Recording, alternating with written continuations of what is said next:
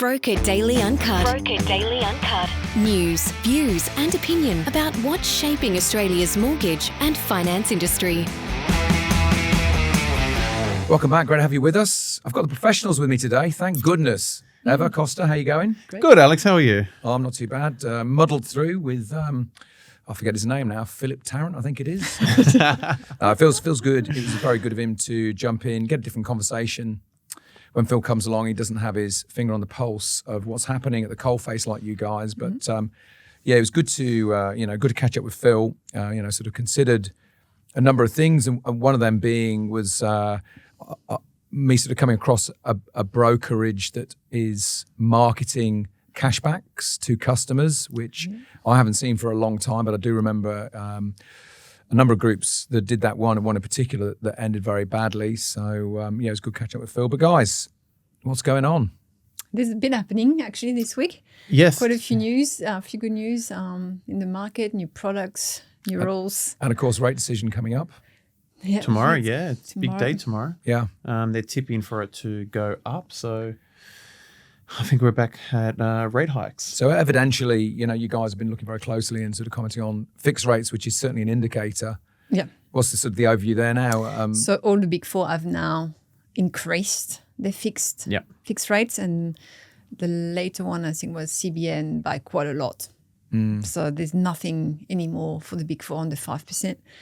And I even want to say the fixed term now are higher than variable, mainly. Yeah. So I think it shows where it's going. And then with the results on inflation and unemployment, I think now it's like 94% chance, I think I read, of a hike tomorrow to 385. Yeah.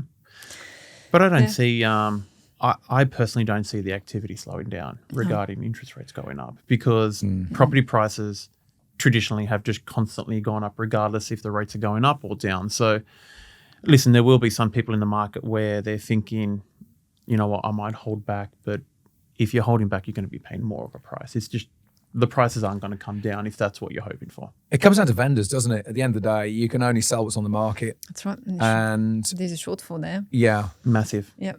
So vendors, depending on what they paid for a property, will wait for what they believe to be the price they should, be expecting. And there's always a gap.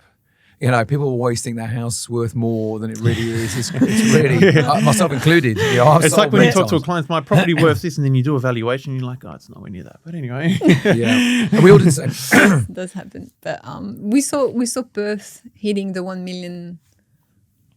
Yeah, there's 4 capital cities now that are in the $1 million mark. Wild. Yeah, which is interesting because Perth, we dealt with a lot of buyers agent buying heavily in Perth in the last 3 years, and a few actually moved towards Victoria and other markets, but it's still running really hot there. Just down to the shortage of stock. Yeah. Shortage, Yeah. And this is, it's always going to be one of the factors that keeps heat in the market, and you can't change it overnight. Yeah, and rates won't do.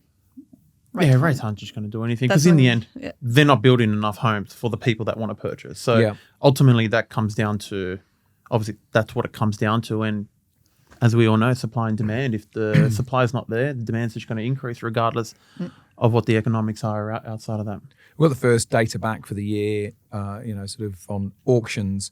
And not huge volumes, sort of, I think about 1,600, but it's quite considerably up on last year. And I think that's a reflection to reinforce, your observations that there are still expectations, buyers are in the market and buyers are looking, and whatever stock's available, there's a focus on that. And certainly I know that there's still hotspots for investors, still areas that they're keen on and they're buying. And even though they know and they've probably priced in at least one rate increase, there's still those fundamentals are still there. Most investors what we see anyway, are buying in the lower price brackets, which also is the one first-time buyers are playing with. So that increase the value of those properties in that price range. But they still don't want so I'm buying one-bed apartments, and I don't know how many first-time buyers are also looking in that, because you've got the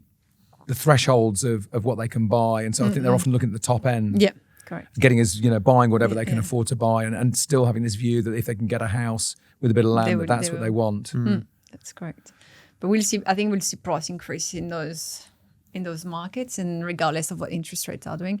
I even want to say, like some investors we deal with, it gives them even more motivation to get in quick and do more. And obviously that also means if less people get in the market, there's going to be more renters. Yeah. And less property on the market, so rent goes up. Like it's like investors can't lose, really. In some ways. Let's hope not. You get your money from your rental, and also you get the capital gain. So it's a win-win at the moment. If you choose your market well, for sure, that can pile up the wins. Yeah, we'll take a quick break. Excuse me. Let's take a quick break there. Back in a couple of minutes. Let's have a look and see what's happening in the world of lending when we come back. Welcome back. Great to have you with us. Eva, Costa, Broker Daily Uncut. Look, we've talked a little bit about rates, talked about fixed rates before the break. Just product and policy-wise, how are you finding... I know it's a very general question, but what are you seeing from your lenders at the moment in terms of sort of having good propositions for your customers? Yeah, well, there hasn't been a lot of news in Jan. The one big one that everyone sort of mentioning because SMSF has been so popular is AMP coming back to doing SMSF loan. They used to. I think they pulled out in 2016. Yeah, a lot of the big banks used to. And don't quote me on that one, but and then back. So help me. I'm sure everyone else tuning in is going to be aware of this, but how many lenders are in that space? There's no major in the space. There's no bank in the space. They're all second-tier lender. I use Granite for mine. Yeah. So it's the non-banks and the... they're the only ones with an offset account at the moment as well. Okay. True and offset, I think Eva was saying that AMP... How sharp is the AMP proposition? So their proposition, and we don't have the details yet because it's still very new. It was just announced, was it? A week, 2 weeks ago. Yeah. But it looks like it's a very, safe product for them in the sense that they are targeting maybe pre-retiree with large sum in their super. I think the threshold would be 300,000. Yeah, which is not a typical younger investor that's just maxed out and wants to invest. They would have a very sharp rate though. So if you can fit into, that would be cheaper than Granite or other lender, and they will have a true offset account, which has been a big, big debacle with some banks saying, is it legal? Is it not legal? Is it going to fit the rules? So that could be a game changer for pre-retirees that have really strong proposition. Again, I look at my SMSF, and Phil bought in his SMSF. He bought commercial quite some time ago, and he's kind of been on to me to do that. And I finally did. With support of Rebecca and Granite, and I'm so glad that I did. And I sold off shares to enable me to get in. And I look at my shares that I've got left, and they've gone from being 38% up to being now about 5% up in a space of weeks. And I think as you get towards the tail end of your employment, having that stability and surety. It will help, it's. So I think it's a great way for them to come back in the market, something that's not gonna rock their boat. And gives a cheaper option because SMSF products are still quite expensive compared to normal residential. Yeah, I'm actually. Oh, sorry. Yeah, just a cheaper way to get in, and I feel like maybe I don't want to say the older generation, but maybe people that still find non-bank lenders a bit risky will feel very comfortable going. Do you still get that? Yeah. That's really, I suppose because I've worked in the industry for nearly 30 years. We still get that. I never heard of them. I'm like, when they're about to hit the market for SMSF, they're like, what lenders are you telling? And you're like, who are they? Yeah. Are they legitimate? These, and you've sort of got to have the talk with them. And, it's a fair enough question to ask because you've never heard of these lenders. And it's just like, who are these people going to give me like $300,000, $400,000, $500,000? But more on Eva's point, I think I go back to something. Sorry, like from it's been a frustration for me for probably a good 20 years. Is the term non-bank? I mean, it just says what they're not. You know what I mean? Yeah. It's not a bank. Yeah, it doesn't say what they are. And we kind of, in consultation with others in the industry over the years, we've kind of probably could find a better struggled term. with what I mean. The term non-bank is typically, an institution that does its own securitization, sort of, but it's very hard to articulate what they are to a borrower. So, okay.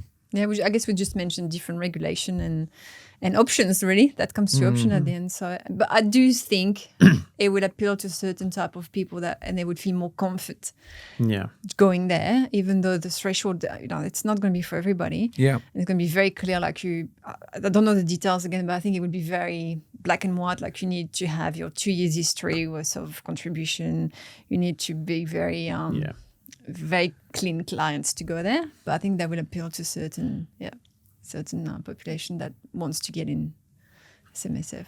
Well, we've spoken about SMSF a lot on this podcast and how much it is growing.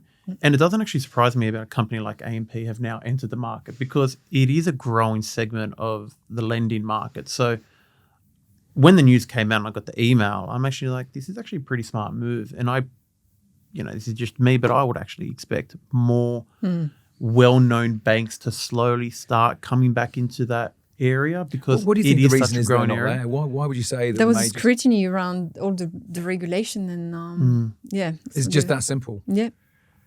Well, I wonder what the market is actually worth because you end up with a situation where you go, well, there's, it's a return-based decision. It's huge for us. Like as brokers, we do so many of them. Yeah. But we deal with investors. About 30%? Yeah, I'd say so. Yeah. Like a significant amount. Yeah. I guess in the whole... So I just got a question for you on sort of on broking and again, sort of the economics of broking.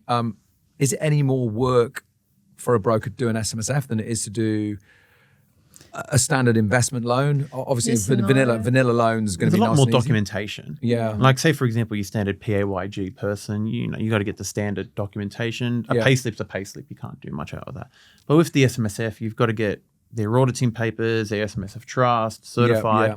So it's a lot more document capture and stuff like that. And they are, like Eva was saying before, that they're much more strict on the lending for it. So I guess it's more work for the clients. Yeah. More than... it was quite. There's a lot I had to get done. Yeah, I was very fortunate to have Rebecca was brilliant and working with KHI, who supported me through setting up the trusts and very patient with me.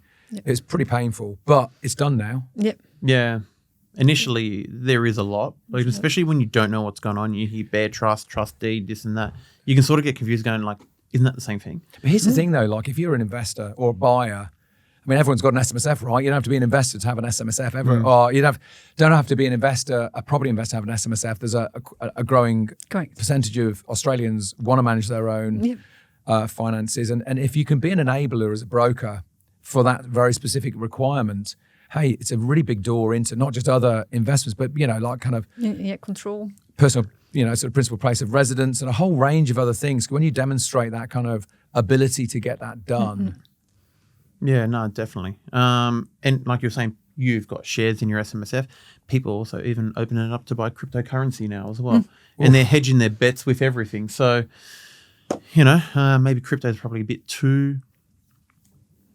How do you call it? It fluctuates a bit too much to risk my It'd be interesting retirement savings on that. Mainstream though, isn't it? Everyone has it, apart from me. I'm probably the last person to buy crypto, but it'd be interesting, like in 20 years, to see, like, okay, we've left people running the on SMSF. What's the difference between those and the one that just left it in the industry super fund? Like, did they do well? Did they do better? Did they just end up with nothing? I don't know. It'd be interesting. It's an interesting thing, because there's that element of, I just can't be bothered to do. Yeah, and the average person is not good. That people don't know. Most people don't know. Yeah, well, you got to get it audited every single year. There's a bit of paperwork with your accountant every year for it. Whereas to your industry super fund, you just leave it and retire it. And this is the thing, right? So I go, I'm going to self-manage, but then you get told, you need to find a financial planner so you go, you might as well leave it with the super fund because the financial planner is just going to go and start picking stocks, or they won't actually pick stocks. They'll go and use a fund manager, which is no different. So you kind of go,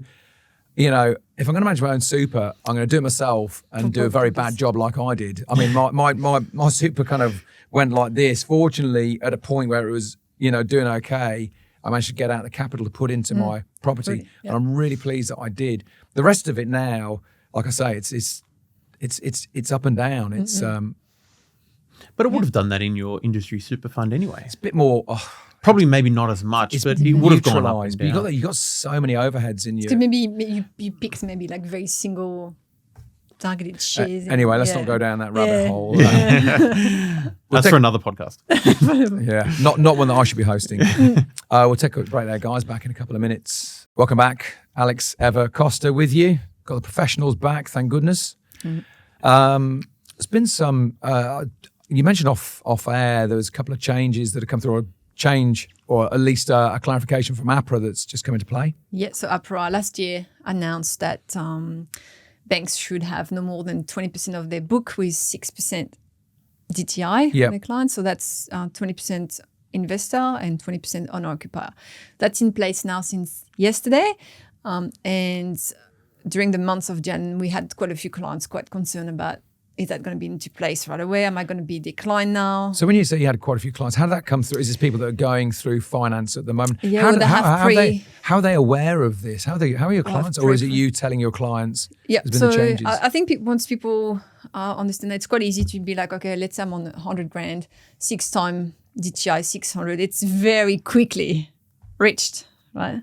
Yeah. And we deal with investors most of the time. Their DTI is exploded. 6 is like it's quite high. It's long gone. 6, It's long gone. So a lot of them that are probably pre-approved or looking to buy again are like, well, am I going to get stuck? What am I going to do? Yeah. What should I, a bit of concern around that. So what should you do?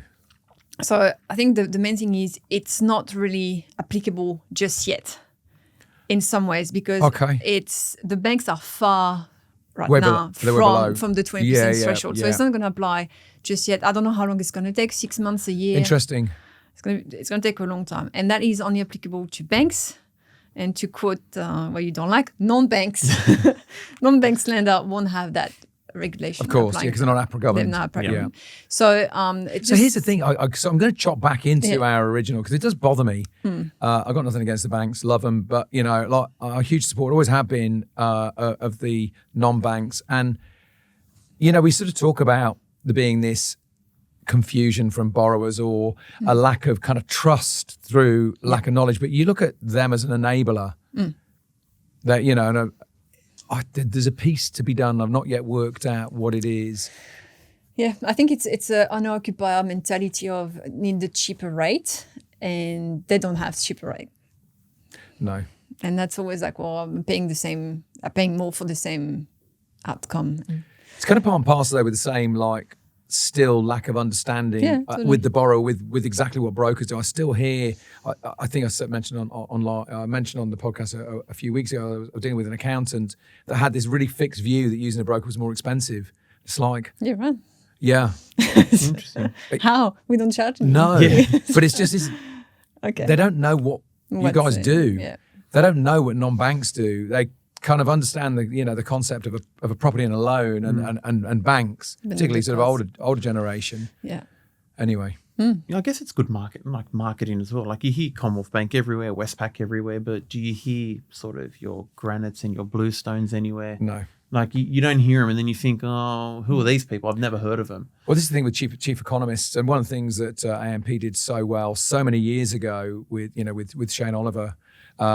Is you get the chief economist and they get on TV and it builds out that brand presence with the various and with the banks have been some very, very sort of long-standing and iconic names that have been associated with those banks for a long, long time. So you've got this very big footprint with the borrower. Yeah. And with and bear in mind that Australians aren't just borrowers; they're also you've got to have transactional stuff going on. So you have your day-to-day finances tied up with a transactional provider. Yeah, it's confident trust. Like if you don't know, and never they heard do of it. And the Australian banking system is absolutely superb, world class. Yeah, solid. Yeah, so that's in place now, but not really a concern from many people. Interesting. I think we've been told as brokers to always assess file, that we're close to DTI in a different way, and it just feels like over the top. It's not there yet. The interest rate hike, that will affect borrowing capacity more than... Well, yeah, that's going to be reduced now. More than what APRA is doing right now. Yeah. Yeah. I wonder, I mean, looking at the, again, very shallow kind of bit of data, but, there's no halt to auction activity over the weekend. Now, there's a number of reasons why that might have been, but and as we sort of already touched on, there's the same market fundamentals remain, but there's been some increases in prices, and another 25 basis points, assuming that that's what the RBA decides to do, is going to have an impact. I think probably on the apartment market more than your actual single dwelling home. Yeah. I was reading in the news on the weekend, obviously it's a very affluent area, but somewhere like Rose Bay, they're now amalgamating a lot of properties developers, and just the DAs that are in at the moment, they've lost 50 homes. Now there's a suburb, and you can put that Rose Bay suburb in any suburb because it means the same thing. You've lost 50 houses. So the other houses are only going to go up because they're not building new houses. They're only going to build apartments. So the value of all the rest of the houses have gone up because there's 50 less available in that suburb. There's a very hardwired sort of approach to property in the Australian psyche around, your quarter acre block and having your sort of your own sort of backyard. And I absolutely understand the appeal of that. But if you look in Europe, particularly if you look in Asia, apartment living is very much the standard. Look, will this change over the years as we have a sort of a diversifying population or other constraints in terms of the ability to buy, just price constraints around buying house and land. Apartment living's fine. I've lived in apartments, I spent many years in apartments, but it's an Australian dream. Sorry? It's the Australian dream to have the backyard, and that's what we've all grown up with. I guess the newer generation, they probably haven't grown up with that, but like someone like me, it was always like, well, you have a house. Yeah. You have people over, you have a backyard. Like that's just the way it is. Yeah. But the newer generation, because it's so common now for people to live in apartments and whatnot, I think it slowly will change. Yeah. It's not going to happen overnight. Definitely not. Guys, it's great having you back. Sensible conversation. Great to be. Oh, no. I hope Phil doesn't listen to this. It's all right. He doesn't. Hopefully not, because I might have to drag him in again another week. Been great catching up, guys. For everyone else, thanks so much for tuning in. I hope you enjoy the podcast. I personally love catching up with Ever and Costa. It's very, very good for me to get a sense of what's going on at the coalface. Have a fantastic week. Don't forget to check out all the latest news stories there on brokerdaily.au. The information featured in this podcast is general in nature and does not take into consideration your financial situation or individual needs and should not be relied upon. Before making any investment, insurance, tax, property or financial planning decision, you should consult a licensed professional who can advise whether your decision is appropriate for you. Guests appearing on this podcast may have a commercial relationship with the companies mentioned.